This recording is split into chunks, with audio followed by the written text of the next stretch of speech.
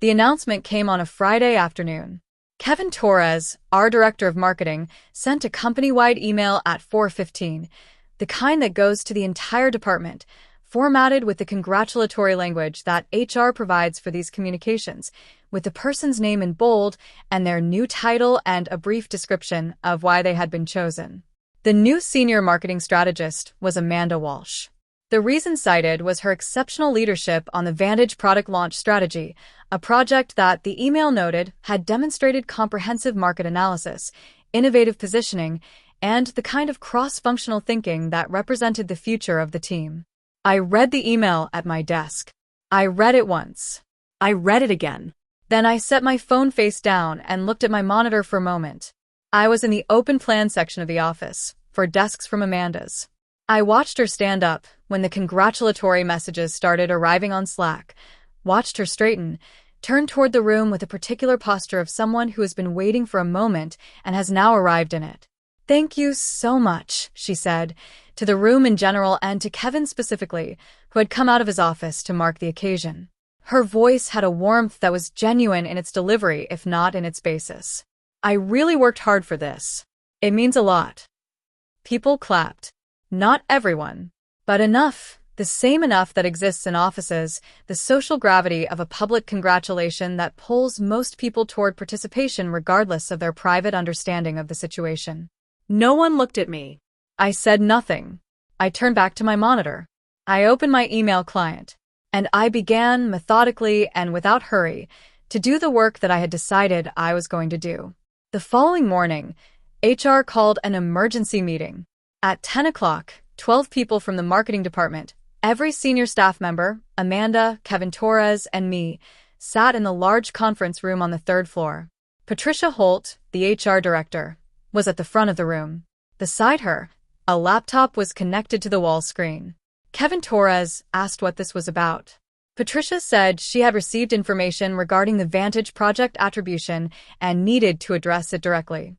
She opened the email thread on the screen. Amanda Walsh's smile disappeared the moment the first email appeared. Every person in that room went silent, because every email, every idea, every plan had my name on it. Before I tell you what happened next, please take a second to like this video, subscribe to the channel, and tell me in the comments what country you are watching from. Now, let's begin. My name is Jessica Park. I am 33 years old. And the Vantage product launch strategy had taken me 6 months to build. I want to be specific about this because the specificity matters. I am not describing a general contribution or a collaborative effort in which credit was unevenly distributed. I am describing a project that I conceived, developed, researched, and documented from the initial brief to the final strategic framework, a body of work that existed almost entirely in my name in our company's email system, because that is where I do my work. I am a strategist by training and temperament, which means I think in writing. I send long emails. I develop ideas in draft form and circulate them for feedback and revise them and send updated versions. I create paper trails not because I am cautious, but because externalizing the thinking is how I think best. Every strategic plan I had ever produced at Horizon Tech, the company where I had been a marketing strategist for 3 years, existed in a dense, documented email record that showed the development of the thinking from first question to final answer. The Vantage project began in March. Kevin Torres had assigned it to the team broadly, not to me specifically, but with the understanding that whoever developed the most compelling approach would lead the implementation. Amanda and I had been the 2 most senior non-manager strategists on the team for 2 years. We understood the assignment as an implicit competition, which is how Kevin often structured major projects. I worked alone, the way I work best. Over 6 months, I developed a complete go-to-market strategy for Vantage, a new product line in a competitive category that required careful positioning against 3 established competitors.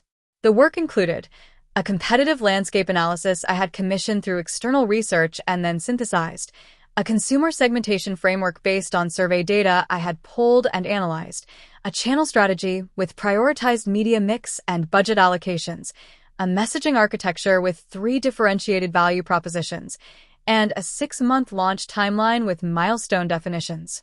I sent these pieces to Kevin through the team email thread as they were completed, not as complete documents but as developed thinking, the iterative way strategies are built.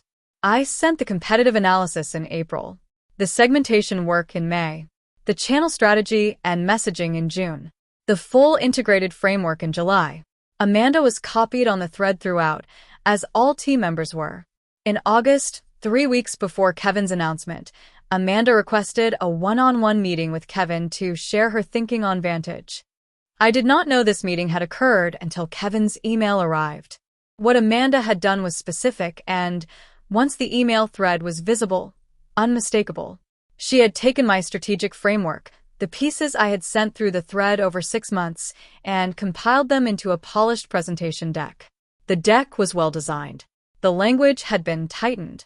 The visual hierarchy was clean and professional. She was genuinely skilled at presentation design, which I will acknowledge because accuracy requires it. The ideas in the deck were mine, not in the vague sense of having overlapping approaches or parallel thinking. In the specific, documented, time-stamped sense that every strategic insight in the presentation had originated in an email sent from my account, in many cases using language that was nearly identical to my original phrasing. Kevin Torres had not closely followed the email thread. He was a director with multiple competing priorities, and the thread had been active but not urgent. He had seen pieces of it, individual replies, occasional updates, but he had not read the whole thing sequentially.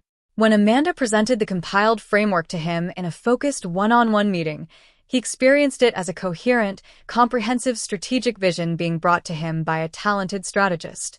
He had no reason at that moment to understand that he was looking at someone else's 6 months of work. When he made his promotion decision, he made it on the basis of what he had seen in that meeting. When the announcement arrived in my inbox on Friday afternoon at 4:15, I understood what had happened with complete clarity. I want to describe what I did when I turned back to my monitor because I think the specificity of it matters. I did not cry. I did not go to Kevin's office. I did not confront Amanda across the 4 desks that separated us in the open plan.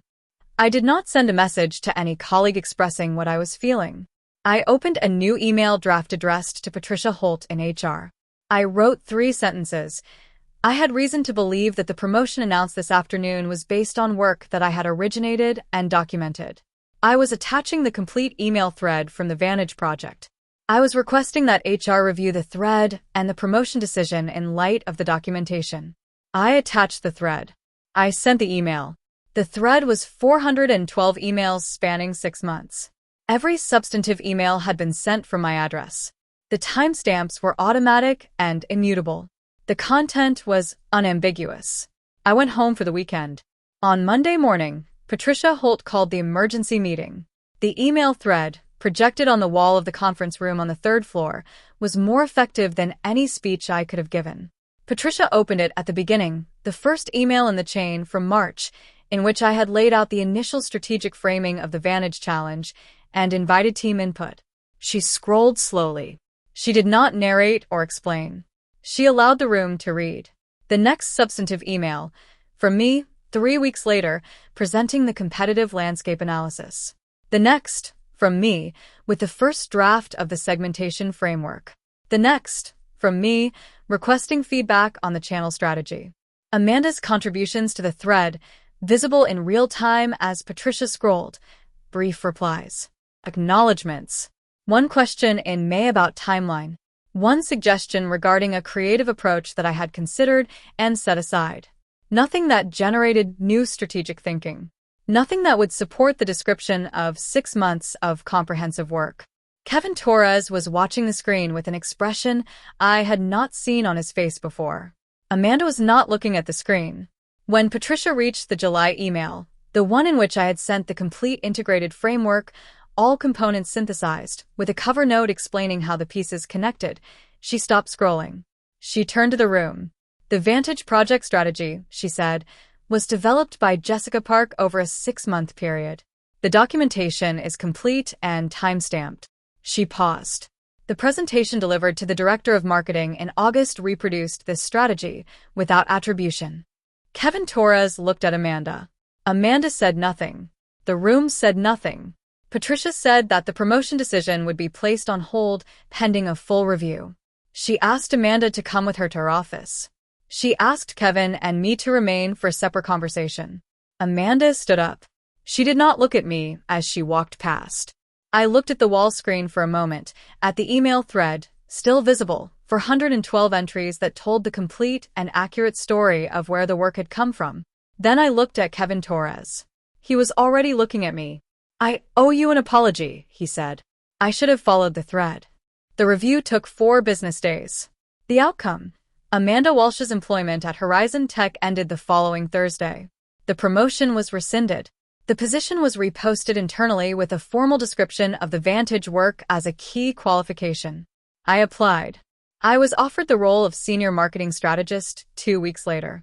Kevin Torres had a longer conversation with me than the one in the conference room, a real conversation in his office about what had happened and what he should have done differently. He was genuine about it.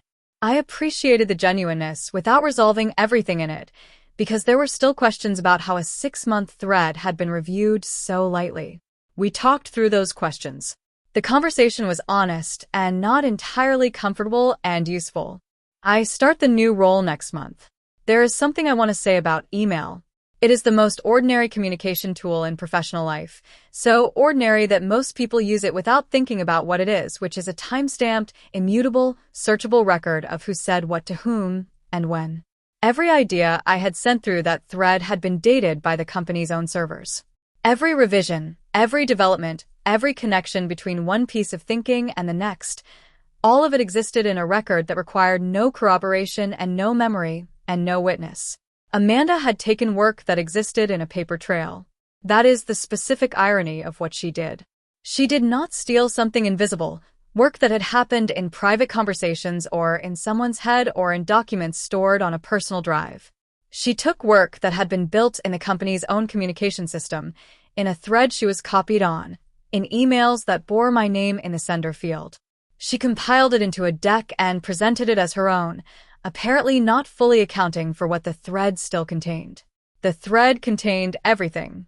Documentation is not strategy or creativity or the work itself, but it is the record of the work. And the record, in this case, was complete.